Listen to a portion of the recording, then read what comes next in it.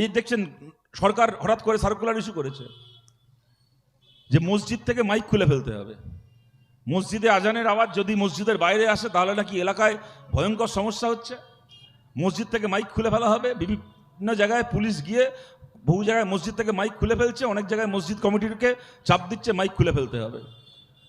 আর কিছু লোকের এইভাবে আনন্দ হচ্ছে, দেখো বিজেপি এই করে কি জব্দ করছে মুসলিমদের, মসজিদ থেকে মাইক খুলে ফেলা হচ্ছে আর তোদের আজানের আওয়াজ মসজিদের বাইরে আসবে না,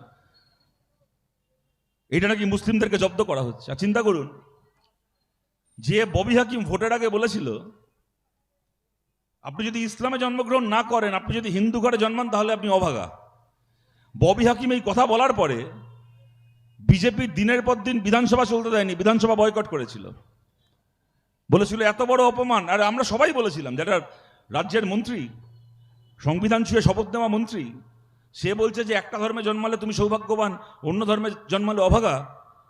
এরকম সাম্প্রদায়িক কথাকে বরদাস্ত করা যায় না। তাই নিয়ে কত সন্ধ্যেবেলা টিভিতে আলোচনা, বিজেপির ছাপমারা টিভি চ্যানেল সন্ধ্যের পর সন্ধ্যে আলোচনা করে যাচ্ছে, লোক খেপেই যাচ্ছে যে দেখো পশ্চিমবাংলা জিহাদিদের রাজ্য হয়ে যাচ্ছে, পশ্চিমবাংলায় এখন তুমি হিন্দু হলে অভাগা, তোমার পূর্বপুরুষকে ওপার বাংলা থেকে পালিয়ে আসতে হয়েছিল, এই পশ্চিমবাংলা এবার জিহাদিদের রাজ্য হয়ে যাচ্ছে, এবার তোমার পূর্বপুরুষ, এবার তোমাকে এবার এখান থেকে পালাতে হবে।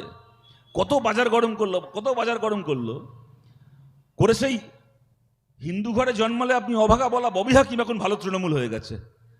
সে এখন শুভেন্দু অধিকারীর সঙ্গে গিয়ে মিটিং করছে।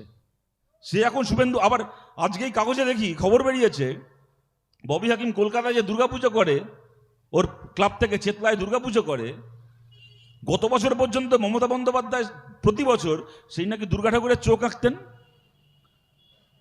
আর প্রত্যেক বছর সেই পুজো উদ্বোধন করতেন। ববি হাকিম গিয়ে মিটিং করে সিদ্ধান্ত করে এসছে, ঘোষণা করা হচ্ছে ক্লাব থেকে, ববি হাকিম ঘোষণা করেছে যে এই বছর ববি হাকিমের ওই পুজোর উদ্বোধন করবে শুভেন্দু অধিকারী গিয়ে চেতলায়। এদের সেটিং হয়ে গেল। ইসলামে না জন্মে হিন্দু ঘরে জন্মালে তুমি অভাগা বলা ববি হাকিমের ব্যবস্থা হয়ে গেল। আর পাড়ার একটা মসজিদের আজান, যে আজান শুনে আমরা ছোটবেলা থেকে জেনে এসছি যে বিকেলবেলা আজানে, ভোরবেলা ভোরের আজান শুনবো, বিকেলে আজানের ডাক আসবে। কেউ আপনি হিন্দু হন মুসলমান হন যেই হন না কেন, যে আজান কোনোদিন আপনার কোনো সমস্যা করেনি, যে আজান আপনাকে কোনোদিন কোনো খোঁচা দেয়নি, হঠাৎ করে সেই আজানটা এখন আমার শত্রু হয়ে গেল আর ববি হাকিম আমার বন্ধু হয়ে গেল। শিব ঠাকুরকে কন্ডম পরিয়েছিল সায়নী ঘোষ, সেই ছবি দেখিয়ে যে পারবে অন্য ধর্মে এটা করতে, তুমি যদি এরকম ভাবে নবীকে অপমান করো, যদি আল্লাহকে অপমান করো, মুসলিমরা তোমায় ছাড়বে? তুমি যদি যীশু খ্রিস্টকে অপমান করো, খ্রিস্টানরা তোমায় ছাড়বে? এইসব খালি আমাদের ধর্মে করা যায়। শিব ঠাকুরকে কন্ডম পড়াচ্ছে সায়নী ঘোষ, আমাদের ধর্মকে নিয়ে ছাপলামি, আমাদের ধর্মকে নিয়ে ছেলে খেলা, তার নামে এফআইআর হলো, কত কিছু হলো।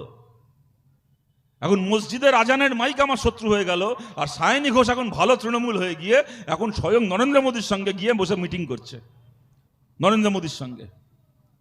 আর মোদীরও বলিহারি যায়। এই শ্রাবণ মাস চলছে, শিব ঠাকুরের পুজোর মাস, শিব ঠাকুরের পুজোর মাসে কেউ সায়নী ঘোষের সঙ্গে মিটিং করে? বলুন, এই রাজনীতি দেখার জন্য, এই রাজনীতি দেখার জন্য যে মানুষ বিজেপিকেও ভোট দিয়েছিলেন তিনি ভোট দিয়েছিলেন।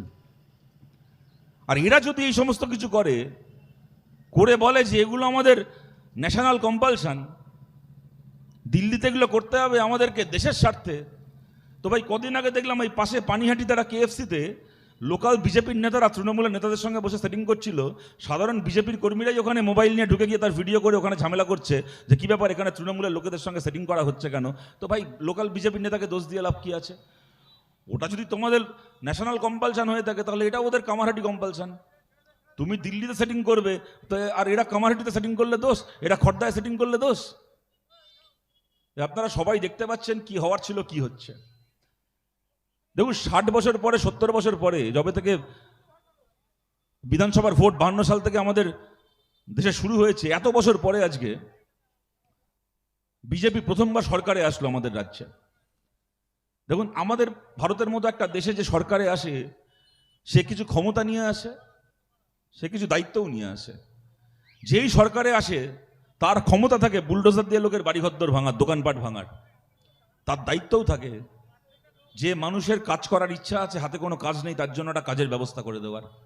যে মানুষের মাথার ওপর পাকা ছাদ নেই তার মাথার ওপর পাকা ছাদের ব্যবস্থা করে দেওয়ার। কেউ তো শখ করে ঝুপড়িতে, কেউ তো শখ করে বস্তিতে থাকে না, কেউ তো শখ করে রেল লাইনের ধারে দরমার ঘর বেঁধে থাকে না। তার মাথার ওপর ছাদটা নেই বলে, তারও কি ইচ্ছা করে না পাকা বাড়িতে থাকতে, তার মাথার ওপর ছাদটা নেই বলে সে থাকতে বাধ্য হয়। ভারতের সংবিধানে লেখা আছে এই গৃহহীন মানুষকে বাড়ি করে দেওয়ার দায়িত্ব ভারতের সরকারের, ভারতের রাষ্ট্রের।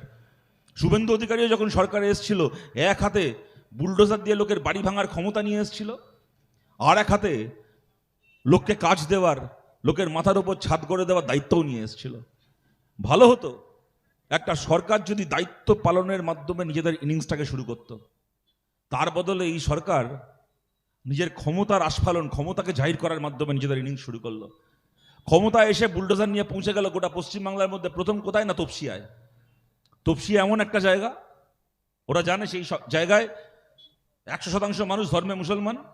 ওরাও খুব ভালো করে জানে যে বিধানসভার ভেতর বিরোধীগুলোকে কিনে নিয়েছি, সব আমাদের বকলেস পড়া বিরোধী হয়ে গেছে। এখন শুভেন্দু উঠতে বসলে উঠবে, বসতে বললে বসবে।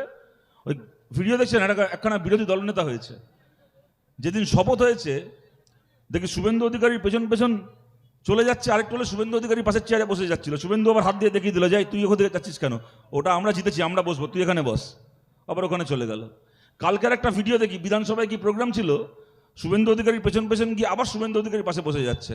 আবার শুভেন্দু হাত নেড়ে বলছে, এই তোর চেয়ার এখানে নয়, তুই পাশে গিয়ে বস, সরিয়ে দিচ্ছে। আজব বিরোধী দলনেতা। মুখ্যমন্ত্রী যেখানে যায় পেছন পেছন চলে যায়। আগে ছোটবেলা আমরা দেখতাম টিভিতে ভোডাফোনের একটা অ্যাড হতো, দেখতেন ভোডাফোনের এরকম একটা ছোট কুকুর ছিল, ওই বাচ্চাটা যেখানে যেত কুকুরটা পেছন পেছন যেত। এই বিরোধী দলনেতাকে দেখলে ভোডাফোনের কুত্তাটার কথা মনে পড়ে যায়। Wherever you go our network follows. ওই ভোডাফোনের বিজ্ঞাপন ছিল, মনে আছে আপনাদের? Wherever you go our network follows. তুমি যেখানেই যাও পেছন পেছন আমাদের নেটওয়ার্ক পৌঁছে যাবে। আর এই বিরোধী দলনেতা ঋতব্রত ব্যানার্জি হয়েছে ওই ভোডাফোনের কুত্তা, ওই যেখানে শুভেন্দু যাবে পেছন পেছন ল্যাজ নাড়তে নাড়তে চলে যাবে। কি বিরোধী দলনেতা রে ভাই! খবরে দেখি হঠাৎ করে আনন্দবাজারে খবর করেছে, রাত্রির বেলা একদিন, সেদিন দিনের বেলা বিধানসভায় ওয়াকআউট করেছে। দেখে ভাবলাম যে বাবা, কি বাঘের বাচ্চা! শুভেন্দু অধিকারীর বিরুদ্ধে প্রতিবাদ জানিয়ে বিধানসভা থেকে ওয়াকআউট করেছে দিনের বেলা ঋত তৃণমূল। ও মা! তারপর দিকে আনন্দবাজার অনলাইনে রাত্রিবেলা খবর হঠাৎ করে কি ওদের ক্যামেরায় ধরা পড়েছে, এয়ারপোর্টের কাছে কোন একটা হোটেলে রাত্রিবেলা শুভেন্দু অধিকারী প্লেন ধরে দিল্লি যাবে, তার আগে এয়ারপোর্টের হোটেলে রাত্রিবেলা চুপি চুপি শুভেন্দু অধিকারী আর ঋতব্রত ব্যানার্জি হোটেলের ঘরে দেখা করেছে। চিন্তা করুন, পশ্চিমবাংলায় অনেক মুখ্যমন্ত্রী বিরোধী দলনেতা শুনেছি। বিধান রায়, সিদ্ধার্থ শঙ্কর রায়দের সঙ্গে জ্যোতি বসু শুনেছি। পরবর্তীকালে জ্যোতি বসুদের সঙ্গে আমরা জয়নাল আবেদিন থেকে শুরু করে সৌগত রায় থেকে শুরু করে গনি খান চৌধুরী অনেকের নাম শুনেছি। একসময় আমরা বুদ্ধদেব ভট্টাচার্য বনাম পঙ্কজ ব্যানার্জি শুনেছি, বুদ্ধদেব ভট্টাচার্য বনাম পার্থ চ্যাটার্জি শুনেছি, পরে মমতা ব্যানার্জি বনাম সূর্য মিশ্র, মমতা ব্যানার্জি বনাম শুভেন্দু অধিকারী শুনেছি। বাবার জন্মে কোনোদিন শুনেছেন কোনো মুখ্যমন্ত্রীর সঙ্গে বিরোধী দলনেতা রাত্রির বেলা হোটেলে চুপি চুপি দেখা করে? কি বিরোধী দলনেতা চলছে আর কি রাজ্য চলছে বলুন আমাদের। তো ওরা জানতো যে আমরা বিধানসভার মধ্যে বিরোধীগুলোকে কিনে নিয়েছি, মানে বিধানসভার বাইরে তৃণমূল আমাদের পায়ে ডাইভ দিয়েছে, কিন্তু জানে ওরা সিপিআইএম আছে, বামপন্থীরা আছে, যেখানে আমরা ভাঙচুর করতে যাব আর কেউ থাক না থাক বামপন্থীরা ওখানে আসবে। ঠিক পরিকল্পনা করে গোটা পশ্চিমবাংলার মধ্যে এত জায়গা থাকতে প্রথম বুলডোজার ওদের পৌঁছালো গিয়ে কলকাতায়, কসবায়, তপসিয়ায়। 100% মুসলমান এলাকা, সেখানে যাব, মুসলমানের বাড়ি ভাঙতে যাব। ঠিক জানে যে সিপিএম আটকাতে আসবে, আটকাতে গেলাম, আটকালাম আমরা। সঙ্গে সঙ্গে সেই ছবি গোটা পশ্চিমবাংলা জুড়ে ফেসবুকে, হোয়াটসঅ্যাপে ভাইরাল করা হলো যে দেখো সিপিএম কিরকম মোল্লাদের পার্টি, এই মোল্লাগুলোর ঘর ভাঙা হচ্ছিল, ঠিক সিপিএম চলে এসছে বাঁচাতে। আর আমরা জানতাম, আমরা চিরকাল বলে এসেছিলাম, যে পার্টি, যে সরকার মানুষের বন্ধু, সে হিন্দুরও বন্ধু, মুসলমানেরও বন্ধু। আর যে সরকার মানুষের শত্রু, সে হিন্দুরও শত্রু, মুসলমানেরও শত্রু। সারা রাজ্য জুড়ে প্রচার হলো তপসিয়া মুসলমানদের এলাকা, মুসলমানের ঘর ভাঙা হচ্ছে বলে সিপিএম মুসলমানের দালালি করার জন্য এখানে চলে এসছে বুলডোজার নিয়ে। 24 ঘন্টা কাটতে পারলো না, 24 ঘন্টা কাটতে পারলো না। তার আগে তপসিয়ার ওই মুসলিম এলাকা থেকে শুভেন্দু অধিকারীর বুলডোজার পৌঁছে গেল আপনাদের এই জেলায়, উত্তর 24 পরগনায়, হাবড়ায়, নমশূদ্র, দলিত, গরিব হিন্দু মানুষের ঘর ভাঙার জন্য, দোকান ভাঙার জন্য, ঝুপড়ি ভাঙার জন্য। গোটা হাবড়া স্টেশন এবং স্টেশন চত্বরে যত উদ্বাস্তু পরিবার, গরিব নমশূদ্র পরিবার, বৈষ্ণব মানুষ, গলায় কণ্ঠীর মালা পরে নামগান করেন যে পরিবার, তাদের ঘর, তাদের বাড়ি, তাদের দোকান ওই বুলডোজার দিয়ে ভেঙে চুরমার করে দেওয়া হলো। দমদম স্টেশনের প্ল্যাটফর্ম খালি করে দেওয়া হলো, হিন্দুদের দোকান ওগুলো। আমরা রাজনীতি যখন করেছি পশ্চিমবাংলায়, যখন শুরু করেছিলাম, ভাবিনি কোনোদিন মঞ্চে দাঁড়িয়ে হিন্দুদের দোকান, মুসলমানের দোকান, হিন্দুর বাড়ি মুসলমানের বাড়ি করতে হবে। মমতা ব্যানার্জি 15 বছর ধরে আমাদের রাজ্যে অনেক কিছু শেষ করে দিয়ে গেছেন। সরকারি চাকরি শেষ করে দিয়েছেন, সরকারি স্কুল শেষ করে দিয়েছেন, অনেক কিছু শেষ করে দিয়েছেন। রাজনীতিতে সৌজন্য শেষ করে দিয়েছেন, অনেক কিছু শেষ করে দিয়েছেন। পঞ্চায়েত শেষ করেছেন, পুরসভা শেষ করেছেন। তার বদলে একটা জিনিস দিয়ে গেছেন আমাদের রাজ্যে, ওই হিন্দুর দোকান, মুসলমানের দোকান, হিন্দুর বাড়ি, মুসলমানের বাড়ি, হিন্দুর পাড়া, মুসলমানের পাড়া, যা কোনোদিন ছিল না জ্যোতি বসুর বাংলায়, বুদ্ধদেব ভট্টাচার্যের বাংলায়, মমতা ব্যানার্জির বাংলায়। এগুলো রাজনীতির ভাষা করে দিয়ে গেছেন। আজকে খারাপ লাগে বলতে, তবু সেই ভাষায় কথা বলতে হচ্ছে। তপসিয়ার মুসলমানের বাড়ি ভাঙতে গেছিল যে বুলডোজার, সেই বুলডোজার চলে গেল দমদমে হিন্দুর দোকান ভাঙতে, হাবড়ায় হিন্দুর বাড়ি ভাঙতে। আর গোটা বাংলা জুড়ে মানুষ দেখলেন ওরা ভাঙতে গেছে, এটা যেমন সত্যি, তেমন আবার কোনো জায়গায় ওরা ফাঁকা মাঠ পায়নি, এটাও সত্যি। বিধানসভার ভেতর আমাদের একজন বিধায়ক আছেন আমাদের পার্টি থেকে সরাসরি, আমাদের জোটের পক্ষ থেকে নওশাদ সিদ্দিকীর একজন বিধায়ক, কংগ্রেসের 2জন বিধায়ক আছেন। বিধানসভার ভেতর এই 4 জন বাদ দিয়ে বাকি বিধানসভার ভেতর এদিকেও বিজেপি বসছে, ওদিকেও বিজেপি বসছে। কেউ সরাসরি বিজেপি, কেউ ঘুরপথে বিজেপি। কিন্তু বিধানসভার বাইরে রাস্তায় দাঁড়িয়ে যেখানে যেখানে এই আক্রমণ নেমে এসছে, আমরা আটকেছি, আমরা প্রতিবাদ করেছি, আমরা প্রতিরোধ করেছি। আপনাদেরকে বলছি আগামী দিনে আমরা আরও আটকাবো। তার জন্য যে মানুষের আগে আমাদেরকে ভোট দেননি তাদের কাছেও আমরা সমর্থন চাইছি, তাদের কাছেও আমরা আবেদন করছি এই লড়াই আপনারা আমাদের পাশে দাঁড়ান। আপনারা দেখতে পাচ্ছেন আমাদের রাজ্য জুড়ে কি হচ্ছে।